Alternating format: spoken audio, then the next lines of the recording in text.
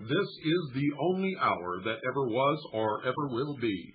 This is the most important hour in your entire life, for during this hour you will decide your future and thus our collective futures. You're listening to the Hour of the Time, and I'm William Cooper. Tonight's guest, once again, Linda Thompson.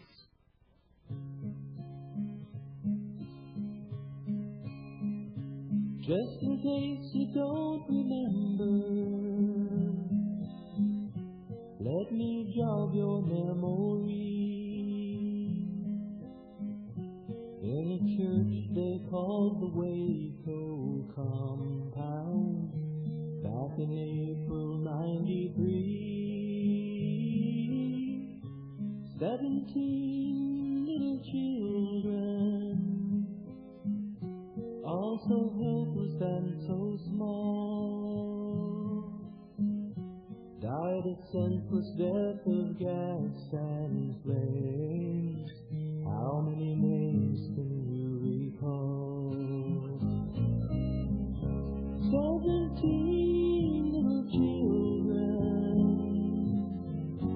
Don't it make you wonder why? 17 little children. How could they deserve to die? Maybe we should stop and ask ourselves, we become so blind. With 17 little children, finally open up your mind. How did you sleep last night, Bill Clinton? Tell me, did you feel the pain? 17 little children died out and perished in the flames. Attorney General Janet Reno, I accept your offer to resign. How can you stand for law and order now, when you won't answer to your crimes? 17 children, all so helpless and so small.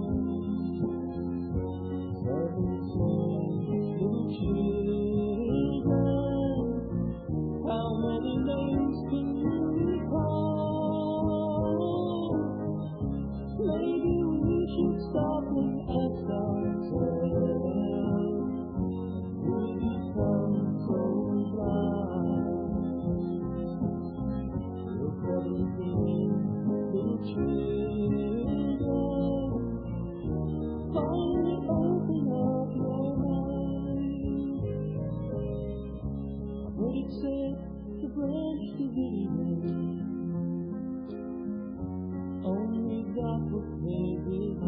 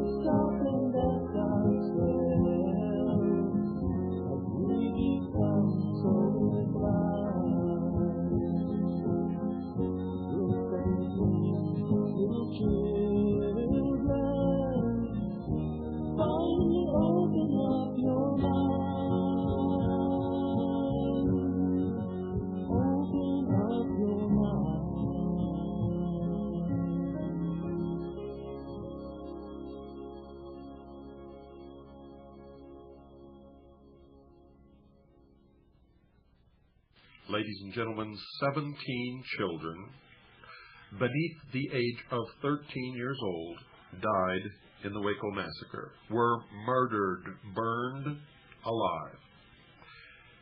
These are their names. The first one's name is unknown. Chenille, 1 year. Dayland, 4 years. Pages, 2 years. Bobby, 1 year. Cyrus, 8 years. Star, 6 years. Serenity, 4 years. Chica and Little One, twins, 1 year old. Crystal, 2 years. Isaiah, 4 years.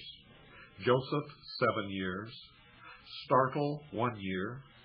Hollywood, 2 years. Mayana, 2 years. And Melissa, 3 years. Aside from the 17 children beneath the age of 13 years old, there were 2 pregnant mothers who were also burned alive. And those 2 mothers were Aisha Summers and Nicole Little, 2 unborn, unnamed children, were living within their womb. Now, folks, I'm not known for my political correctness, but I want you to understand the enormity of the crime that was perpetrated in Waco, Texas, and that's why I asked Carl Klang personally to write a song about what happened in Waco, Texas. And the song that you heard was written and performed by Carl Klang and will be made available at a later date, but not right now. And the reason that I read these names off to you was to bring it home to you what really happened down there. Now bear in mind that all of those who died in Waco, Texas, in the church known as Branch Davidian, were entitled to equal right under the law and to be judged by a jury of their peers. None of them had committed any crimes whatsoever. This was, in fact, a battle and a war, a spiritual war between good and evil. The evil forces are in charge of the bureaucracy of our great nation. They're destroying us from within.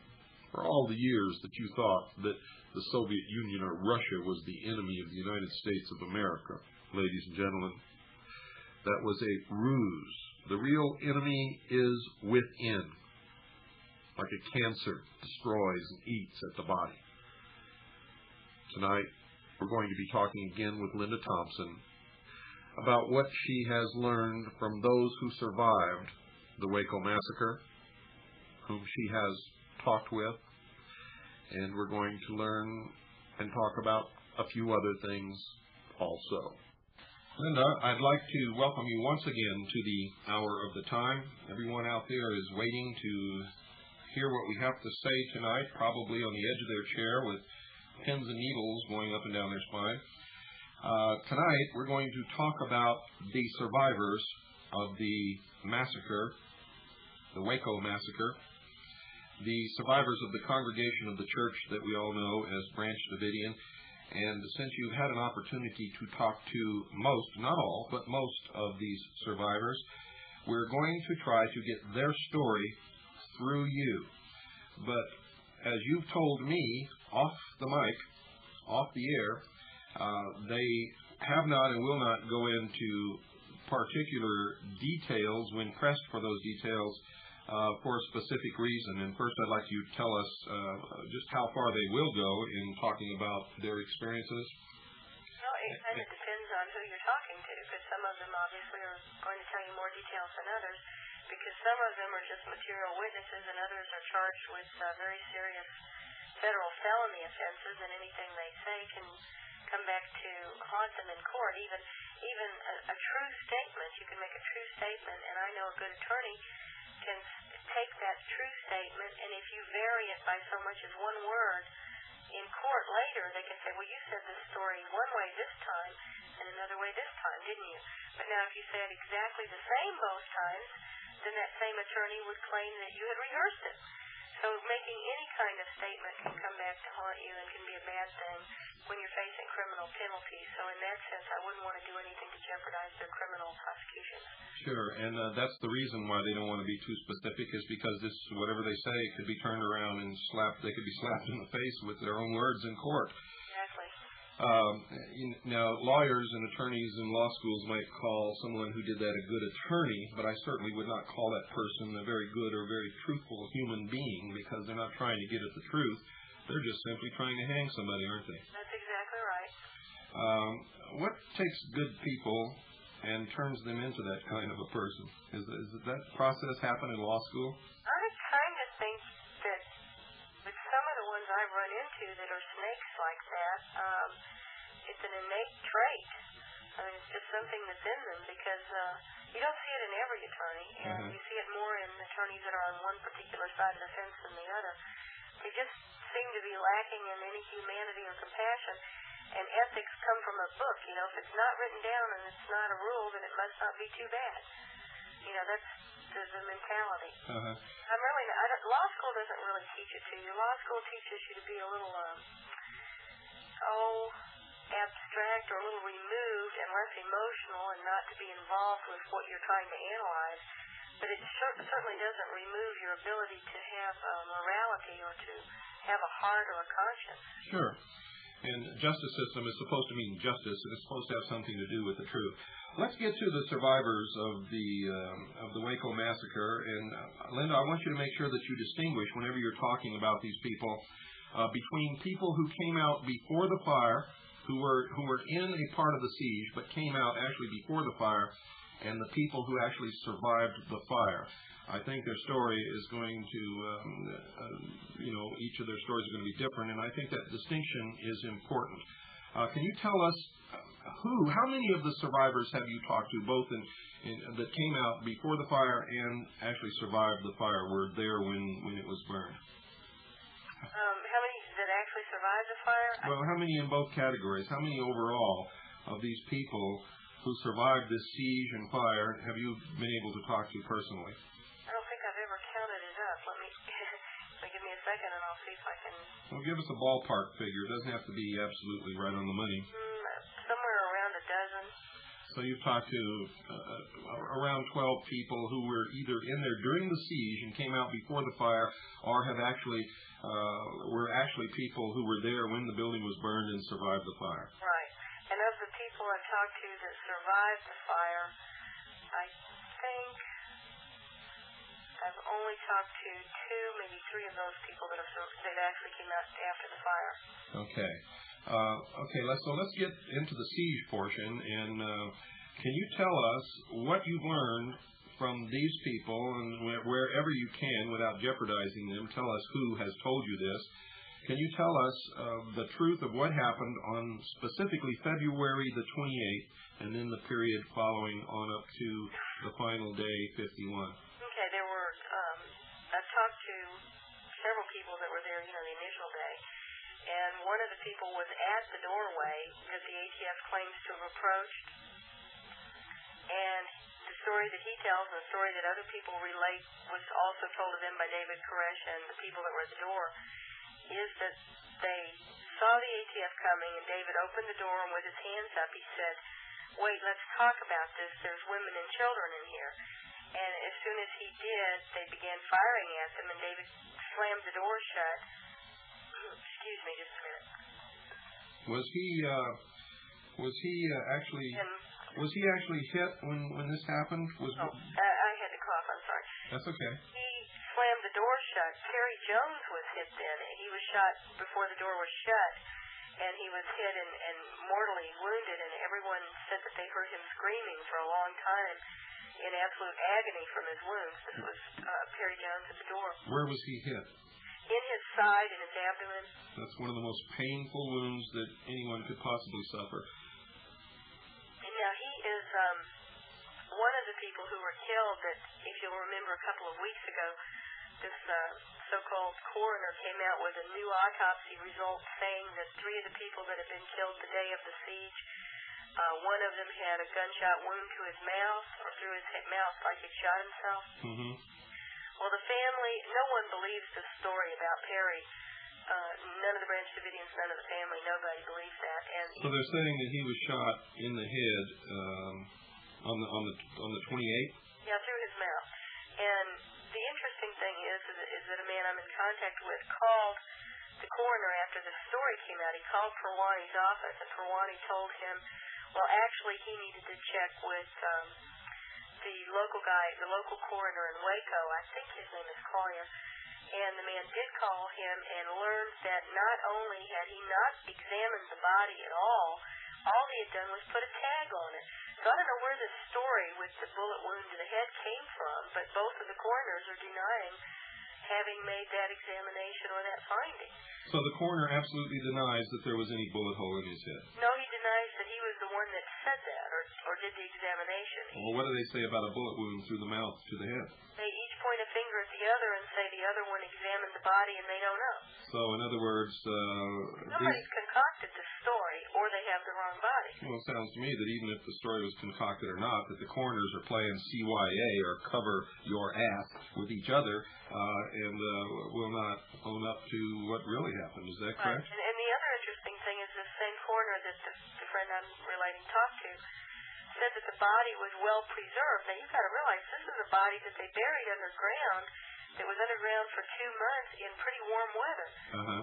How could that body be well preserved? Well, I don't know. You're the wrong person because I'm not an expert in any of that, but your point is well taken. We think they've probably got the wrong body, or, somebody's not being very, very straight on this whole story. Well, anyway, back to the day of the door. Well, to me, if the coroners won't come out and straighten this out and state exactly whose body it is and what shape was it in, and whether or not there was a bullet wound through the mouth, and who reported this, then they're just a couple of cowards who are not being truthful with the American public, and they're just covering for their own career, thinking that if they tell the truth, something's going to happen to them. Is that correct? Well, this Perwani was picked for his incompetence, I believe, because he's been sued a number of times, once for leaving a body on the table for an hour and a half before realizing the person was still alive. Another time he lost the larynx of a woman in an investigation of a strangulation, and the larynx is a key piece of evidence because if you're strangled, the larynx is in your throat and that should be crushed. Well, he lost the larynx and said she died of natural causes until the family kicked up a stink about it. These are all stories that were run in Texas papers while I was down there. I have copies of those papers with those stories in them that we picked up while we were in Waco. So the best I can tell, there's been at least 6 of these types of charges, and another one was a little baby that drowned in the bathtub who ostensibly shouldn't have any marks on his body at all. The autopsy was done so poorly the family had to have a closed casket funeral. Now, this is the fellow that they picked to do the autopsies on one of the most serious crimes in the history of this country. And then the other fellows that are coroners for the local county, coroners do not have to be doctors or anything else. They're just elected officials. So what do they know? They don't know what they're looking at. They probably don't even know the body parts. So, we've got the blind leading the blind on these autopsies. But anyway, back to the first day, everyone that I have talked to has said pretty much the exact same thing, that David opened the door, had his hands up, and said, let's talk about this. The ATF began firing and throwing the concussion grenades and so forth. Perry Jones was hit. Perry Jones screamed and was in agony. You could hear him apparently throughout the house, and that was a huge house. And David was later hit as he was going upstairs through to the tower. He got caught in the crossfire in a shot by the ATF shooting through the walls from outside, and he was hit in the side. And let me think who else was shot. I can't remember who else they said was shot in that initial round, but at that point, none of the Branch Davidians were shooting. But now, at that point, they had every reason in the world and every legal right to return fire. Absolutely, and there's actually a Texas code or a Texas law that you can shoot even a police officer if the police officer uses unreasonable force in making an arrest against you. Now, ATF are not police officers, which is another thing for people to remember. They're not police officers. They're actually tax enforcement agents. And it doesn't really matter because the unwritten law of honorable men and ethics says that if you raise your hands and say, wait, let's talk about this, there's women and children in here, and you're fired upon, that you have a right to defend yourself at that point, no matter what anybody says. Absolutely. You've got a right of self-defense, but what makes it stronger in Texas is they've got Texas Penal Code, subchapter C, Article 9.31. The use of force to resist an arrest or search is justified if, before the actor offers any resistance, the peace officer uses or attempts to use greater force than necessary to make the arrest, and when and to the degree the actor reasonably believes the force is immediately necessary to protect himself against the peace officer's use or attempted use of greater force than necessary. Well, they certainly use greater force than necessary. When they throw concussion grenades at the door, the battle plan, and it was a military battle plan that they had rehearsed for months, required that this entire team of 8 guys be on the roof within 7 seconds, and 3 guys be in a bedroom, inside a bedroom window that they were going to have to first break out and get into this window within 22 seconds. They didn't ever even attempt a peaceful service of this warrant. There was no question. If they already had a battle plan laid that within 22 seconds, these guys are going to go up on the roof and in the window, throwing grenades the whole way, that's a military assault. That's not reasonable use of any kind of force. Absolutely right, and they weren't trying to serve a warrant. They were trying to get in there and kill those people, weren't they? Absolutely, and that's exactly what they thought was going to happen from the beginning. Was the part of this business with the newspapers warning them ahead of time and all the stories and the churning up of all the nasty allegations and so forth was precisely to be sure that the Branch Davidians would shoot back. They wanted the Branch Davidians to shoot back so they would have an excuse to massacre them. And the screw-up was not that they were waiting and ready for them. The screw-up was that the guys didn't shoot back like they expected them to. They expected them to shoot back, and then they'd be able to slaughter them all. But they didn't. And then what I have learned is that after the guys got in the upstairs bedroom, the ATF agents, they threw grenades that made explosion sounds. The people downstairs heard that, and David sent one of the fellows to get some guns. But he had even told them, don't shoot at anybody, don't shoot to kill anybody. Shoot at their feet. And one guy did get a gun and was coming through the hallway, and it happened to be the hallway where some of these agents were. He is the person that shoots out the wall on our videotape that you can see the bullets coming out the wall. And obviously none of those bullets hits anybody, except the one that catches the guy on the back of the helmet. He's not even hurt by that shot. But none of the other bullets hits anybody. Well, we don't know that. If he was really the one that was shooting, we don't really even know that either. But if he was the one that was shooting, and if he did hit somebody, those bullets may have been stopped and may not have come out the wall. But you can see them coming out the wall. They aren't hitting anyone, as they come out the wall. There's no one there to hit. And those are the only bullets in any of the footage that I found that... Well, wait a minute now, Linda. We know that 3 agents went in that room. How do we know there was no one to hit? The direction from where he's shooting. If you look, he's shooting on the far left of the room, out the wall. Well, we don't know where the agents are. We can't see them in that room. Are you suggesting that they would have come through the agents first? There's no blood coming out with the bullets. Well, I have no idea, but I fought in a war in Vietnam, and there doesn't necessarily have to be any blood coming out the wall with the bullets.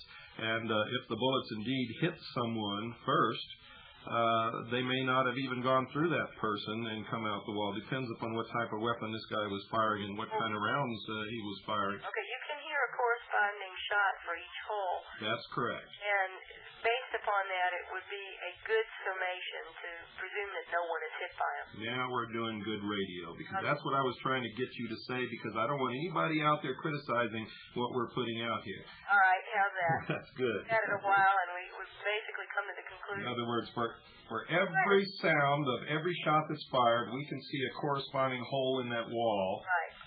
That's exactly what I was trying to get at. And he seems to be trying to scare them, whoever's outside, while at the same time not trying to hit them. Anyway, and those are the only, of all the footage that we've got, that's the only indication we have that anyone was shooting back at them. As that agent rolls off the roof, or rolls over on the roof and then goes down the ladder, you do see a shot come up out of the roof.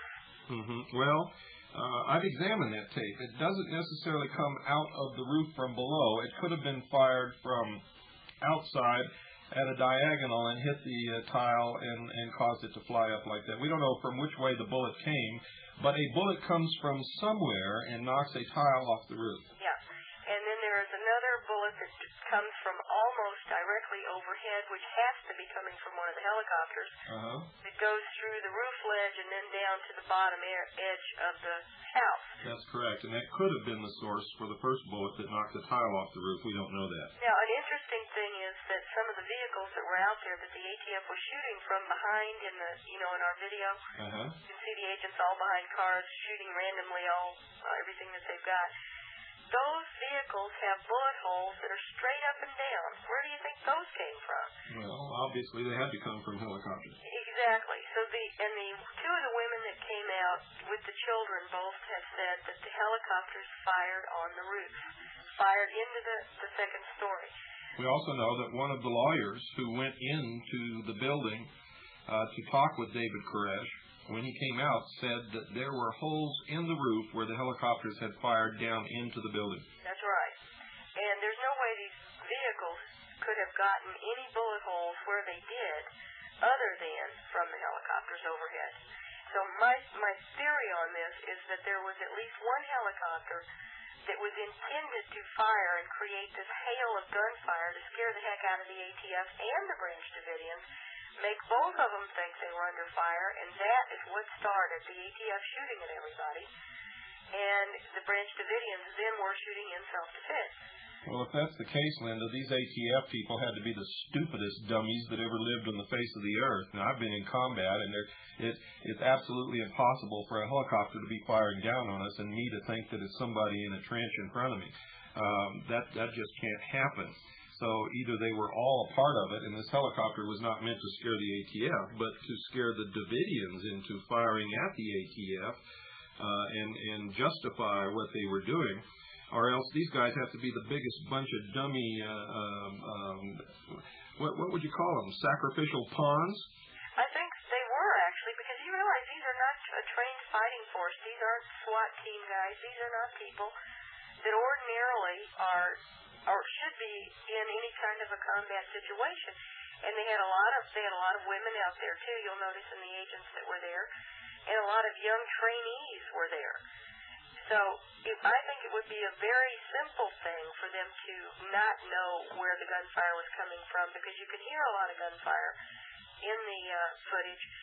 And if you believe or consider this from the standpoint of the ATF being used as stooges in this thing, that they were not the ones that planned all of this, that is a very real possibility, and that's what I believe has happened. Well, if that's the truth, are they so stupid that they can't figure that out? And if they're not that stupid and they can figure it out, why are they still with the ATF and the FBI? Why aren't they out here telling the American people what happened? I don't know. I have heard from at least one honest ATF agent who's been real helpful in obtaining some of this information. But I don't know. I don't know the answer to that unless, jobs being what they are and people being so scared for their own security. You see this all the time with sheeple. I mean, people are afraid to speak out against what happened at Mount Carmel for fear that the government will sick the IRS on them or they'll lose their job. Oh, big deal. These are the same people that pat their kids on the ass and send them to die in the sands of the Middle East for stupid manipulations like Desert Storm. I don't buy that crap. But there's plenty of people that do that. I mean, there's people that will look at all the media that was involved in this rather than expose what happened because they might lose their job. It's time to take our break, folks. Don't go away. We'll be right back after this very short pause.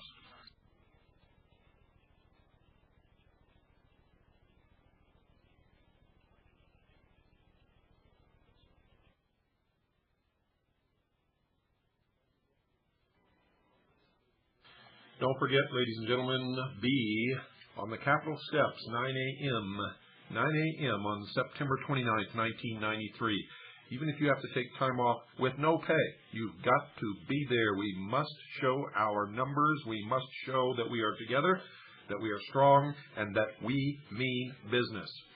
Now, for those of you who have not yet called Swiss America Trading, have not taken the steps that you need to take to protect your assets, what you worked for all your life. You have a responsibility to yourself and to your family to make sure that in the coming economic hardships, you don't wind up in the ditch. So call now, 1-800-289-2646. That's 1-800-289-2646. For the first 200 callers, you'll receive Harry Figge's report entitled Tackle the Debt. Call now, 1-800-289-2646. That's 1-800-289-2646. These are the people who pay for the airtime for the hour of the time. And folks, you owe them the opportunity to at least explain to you how they can help you protect your assets in the coming economic collapse. So call now, 1-800-289-2646. That's 1-800-289-2646.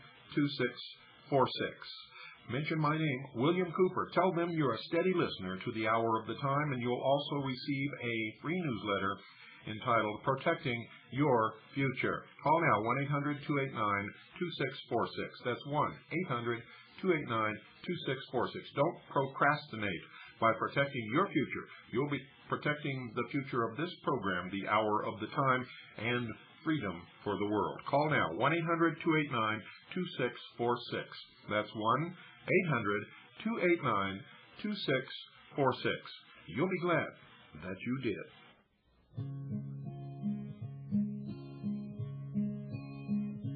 Just in case you don't remember,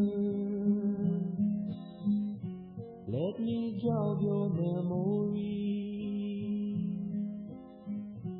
In a church they called the Waco compound back in April '93, 17 little children, all so helpless and so small, died a senseless death of gas and flames. How many names can you recall? 17 little children. Don't it make you wonder why? 17 little children. How could they deserve to die? Maybe we should stop and ask ourselves, we become so blind. 17 little children, finally open up your mind. How did you sleep last night, Bill Clinton? Tell me, did you feel her pain? 17 little children died out and perished in the flames. Attorney General Janet Reno, I accept your offer to resign. How can you stand for law and order now, when you won't answer to your crime? 17 children, all so helpless and so small. 17 little children, how many names can you recall? Maybe we should stop and ask ourselves,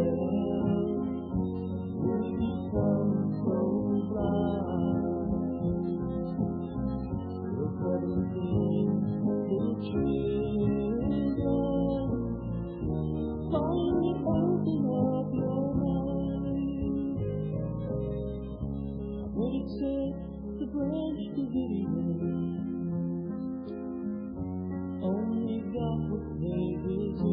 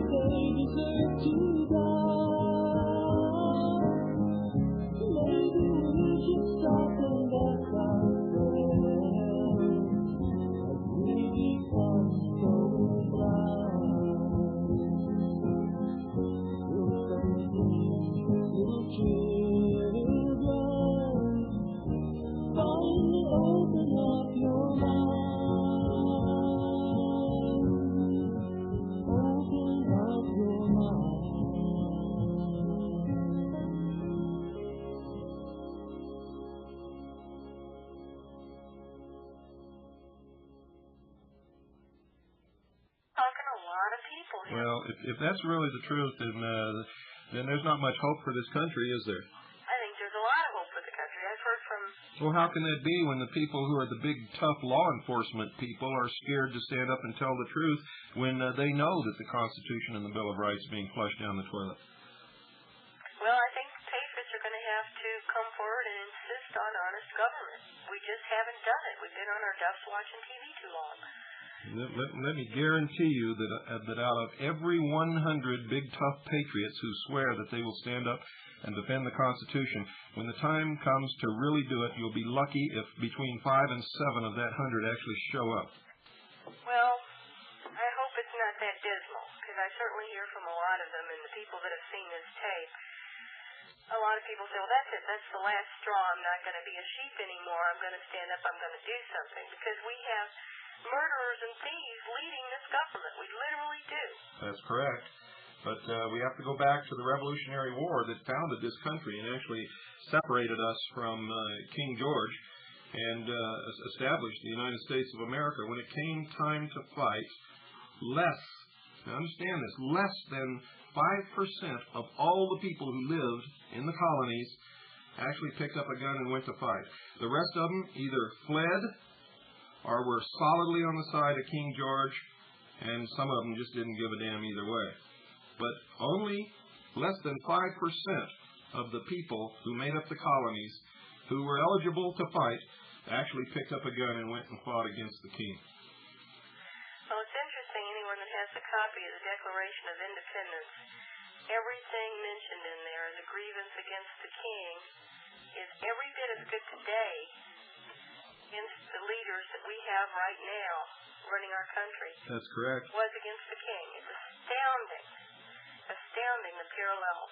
That's right. Incidentally, the family histories of many of the very wealthy people who are leading this country now, either in the Senate or in the House of Representatives or in the executive or judicial branch of the government, and even ones who aren't, who are the heads of states, individual states, if you trace their family history, you'll find that most of them, their family was not part of the ones who fought against King George, but actually supported King George. Were you aware of that? No, I wasn't. The Bush family is one of those. Bush? Yeah, absolutely. Whose family? Bush. Oh, yeah, I know this about the Bush connection because he's a cousin to the Queen. Uh-huh. Now, Clinton, as I understand it, his father's name was Blythe, and he is in direct family bloodline of royalty in England, too. Well, we've got our people working on that. We have some of the best genealogists there are in the Citizens Agency Joint Intelligence, and they are busily working out the genealogy of William Clinton, and we'll let you know what we come up with. Did you notice the story about his nephew being a member of the KKK this week? Yeah. I thought that was it. Well, that's not unusual for Southern families, not unusual at all. Most of the so-called nobility of the South post-Civil War did belong to the Ku Klux Klan. And in the beginning, the Ku Klux Klan, they claim, fulfilled a real role in suppressing crime in the post-war South. I don't know how true that is or untrue it is, but that's not unusual. It may be reprehensible, but it's not unusual. Well, I just find the parallel from the Declaration of Independence absolutely amazing. I wish everybody would get a copy of it and just read it through. And maybe we need to sign a new one. Hey, Linda, most of the people out there listening don't have a copy of the Constitution, never have had in their life, and if they ever read it at all, they read it in school when they were a kid and didn't understand what the hell they were reading at that time. Now, a good percentage of my audience does have a copy of the Constitution, does read it. They pretty much know what it means. Some of them have it memorized and could argue the constitutional points of law with the best lawyers in the country. But by and large, most of the listening audience and most of the people in this country don't have a copy of the Constitution, don't know what it says, and wouldn't understand it if they did. That's the truth.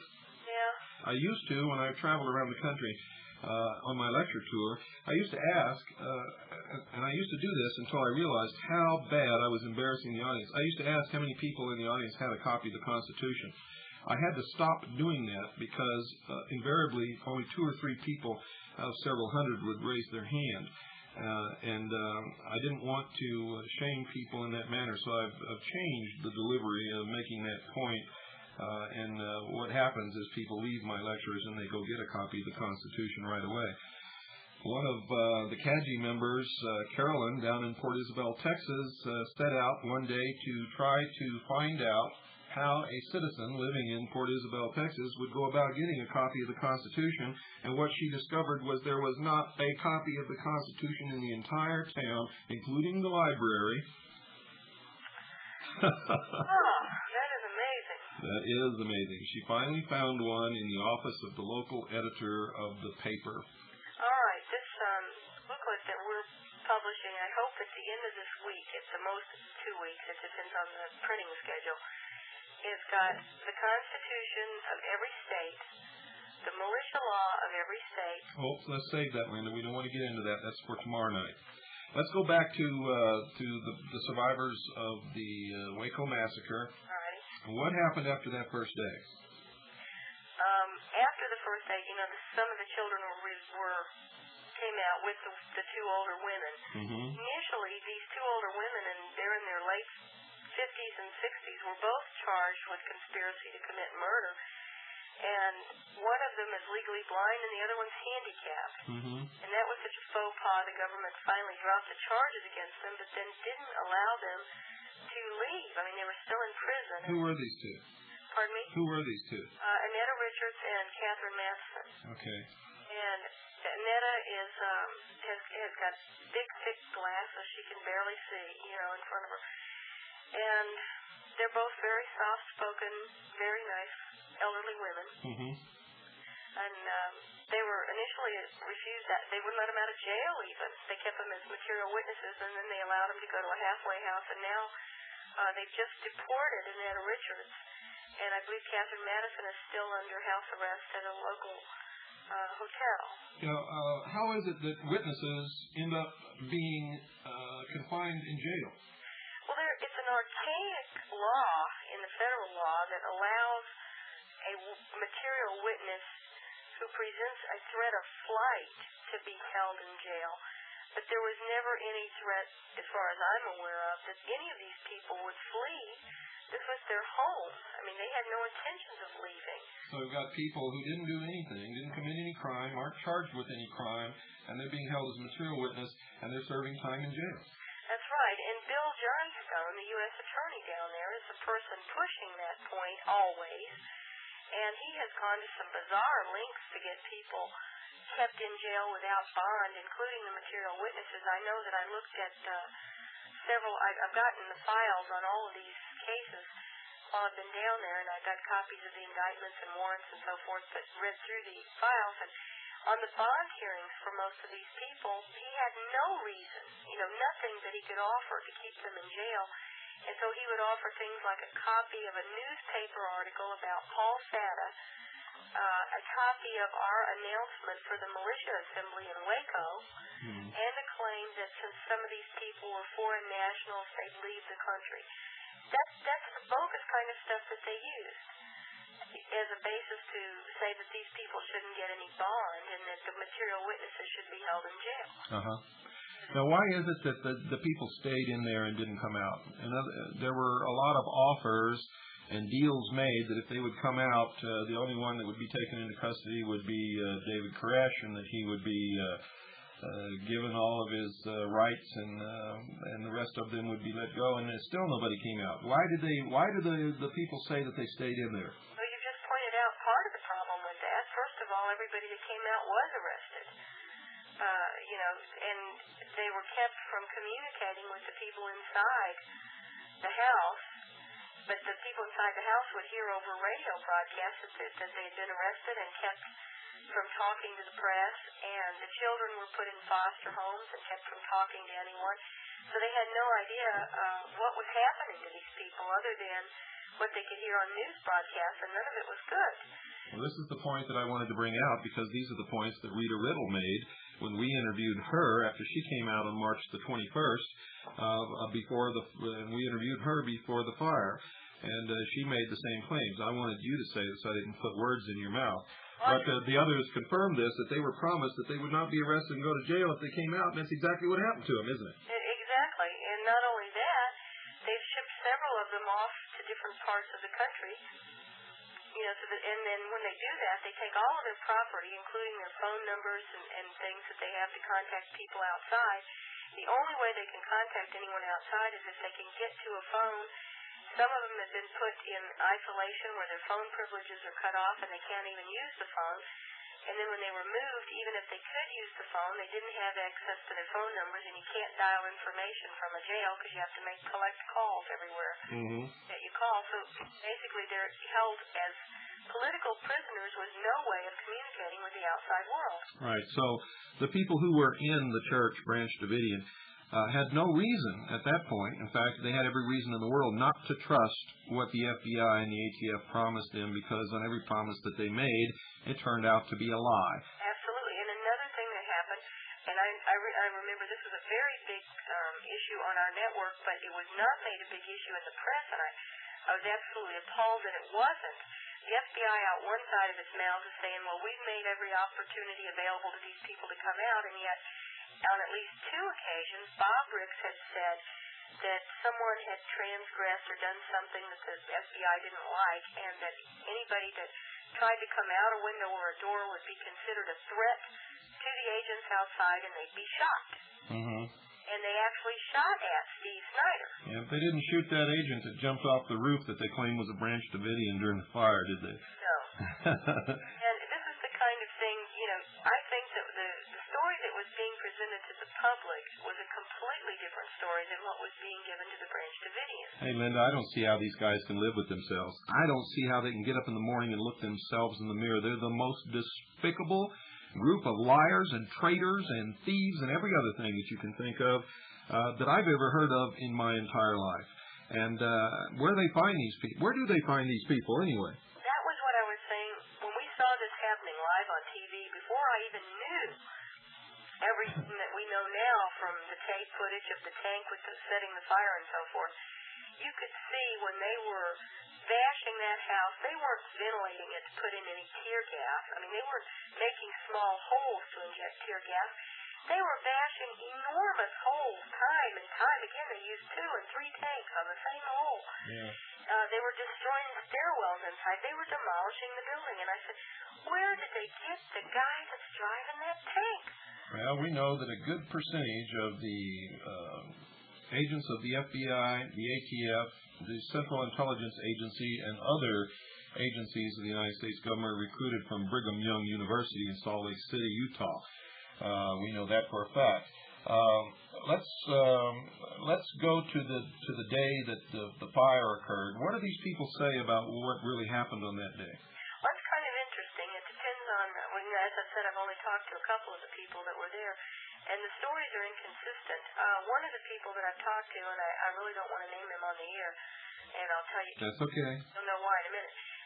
I very strongly believe he's a British Secret Service agent, and there's actually 2 people that are British Secret Service agents, and they claim to have survived the fire, and they claim they're also providing some cover stories for some of the things that we can prove the government did, such as, they claim that the Branch Davidians were on the roof setting the fire. The reason the government made that, it was a seat of the pants, cover your butt kind of thing, because one of their agents had been accidentally photographed on the roof. Yeah. And then you'll remember they immediately changed the story and said, somebody coming out said one of the Branch Davidians set the fire inside. And then they changed the story yet again to fire was all over set inside because the Branch Davidians wanted to commit suicide. What did the survivors say? Well, there was absolutely, every single one of them said there was no suicide pact, never any talk of suicide ever. That was absolutely ridiculous. And all of these people are not mind-controlled or crazed loonies. They're very nice people, every one of them that I've talked to. You can have an ordinary conversation with them like you would with anybody else, and for the most part, they're calmer and more rational than the average person would be, particularly after this kind of horror. I mean, all of these people lost, if they didn't lose family members, they lost friends, but most of them lost children or a husband or a wife or a brother or sister, someone in the fire. Yeah, but what did they say about what happened on that day? The ones that I can determine that were really actually there and survived were in one particular part of the house, which is that end of the house where the trapdoor was on the left. And they haven't got much memory of the day of the fire, other than jumping out the window. And it was very traumatic for them. And that's one of the key things about this. Were they wearing gas masks? They did wear gas masks earlier in the day, yeah. And so what, they were huddled in a corner and they just stayed there until the fire came and they jumped out the window? Is that what they say? Essentially. And they didn't ever see anybody else. That's another common key in this, is that the people that were there didn't see any of the other people, which is real strange because there's 100 people in there. It's not strange when you consider that they were probably all murdered in that underground bunker before the fire even started. I don't think it's strange. Well, it looks to me like the common thread with the survivors is that they were in one particular part of the house that for whatever reason did not get struck by a tank, because it's that back left corner of the house behind the trapdoor. They collapsed that one side of the house, one side of that end, but not that tiny little corner back there. And it was pretty much left alone after the initial attack that collapsed it over the trapdoor. Now, the one guy that I'm telling you I think is a government agent, I don't put any stock in what he says about what happened on the day of the fire. Do you think he was really in there? No, I don't, and I don't think the other one was either. And the interesting thing is, you can see in the film footage of the people that were being taken off on the day of the fire, 3 of the men are already wearing orange jail jumpsuits. Well, you don't get a jail jumpsuit until you get processed in the jail, you get deloused, you get a shower, and all this, and then you get your jumpsuit. You don't get an orange jumpsuit until after all that's happened. These guys have them on as they're being taken away, which indicates to me that they were brought there first from the jail. Well, of course, they had to be. And another thing, I have some film footage of the day that this particular guy, that's a government agent, was actually taken out of the center, and he's easily recognized in the picture in the car that's taking him away. And he claims to have survived the fire. So I don't think that the story of some of the people surviving the fire is true. I don't think they were even in the fire. You know, Linda, one thing that comes out of all of this, that even for the small amount of patriots who will come out and fight for our creator-endowed rights and to reestablish the Constitution as the supreme law of land and try to save this nation, if we're up against a force that is apparently as stupid as these people are, who can't lie right and who can't perpetuate the lie and make it stick and come out with so many different lies to cover up the first lie and the second lie and the third lie that it becomes so obvious that they're lying, and can't even understand that if they're going to bring somebody down there and push them off as having been in the church when it burned, right when they're supposed to have been taken captive, not to bring them down there in their jailhouse uniforms. I mean, we might have more of a chance than I thought after all. We just might win this battle if these people are just as no brain as these people seem to exhibit. Yeah, but how no brain are the people that believed all this and didn't even look? They pulled us off. They're the sheeple of the world who've been taught all their life not to question authority and to believe whatever they're told, and nothing like this can ever happen in America. And anybody who comes out with the truth must be a raving lunatic conspiracy freak. Hey, these are the same sheeple that exist all over the world. These are the people who refused to believe the stories that people were being taken off to labor camps where they ultimately died in Germany in World War II. And these are the same people that when told to get their suitcase and they were going to be transferred to another town where they could live, went outside and were marched down to the railroad station in groups of 200 or 300 by 2 or 3 guards whom they could have overpowered easily. That's what we're talking about. Yeah, it is. And there's still people that have even if there's been a few people that have seen the tape, and rather than sit there and digest what they've seen and do something about it, they try to find ways to explain it away. You know why, Linda? It's because if they acknowledge that what they're seeing is true, they now have knowledge of tremendous crimes and treason perpetrated against the American people, and they then become responsible to do something about it. Only you know what? They're cowards. They can't admit it because they can't do anything about it because they're too scared. They could do something about it, and that's the the whole point. That's right. You tell. This was the problem I had when I found all these things, and I have no motivation, believe me, to have been involved in this other than I felt like I was pretty much told to get involved in it by my higher power, and I'm not going into that very much. I felt like I had to be involved in it after the Weaver situation. But after I discovered all this stuff, with the cameramen protecting the government by moving away from whenever they did something bad, to the media standing up just regurgitating the lies the feds were telling, to Bob Ricks telling lie after lie after lie. I mean, we've written down we've got all the AT and UPI releases, and if you just lay them end to end, there was a lie a day, and the media just stood up there and regurgitated it. After we found all these things, and we found the fire footage and the guys on the roof and the guys with the fireproof suits, and the picture was very clear. You know, one of the things you told me, Linda, and I want to bring this out now, in light of the 27 hours on the mystery religion of Babylon, the priests of the god of fire, you told me that you have some footage, which you're going to send to me. We're going to make a video on this, or at least attach it to the video that you've already made or something, to get it out to the American people to confirm this. You actually have video footage of these guys with their arms up in the air actually worshiping the fire. Right, but when I saw it, you see, I didn't know anything about...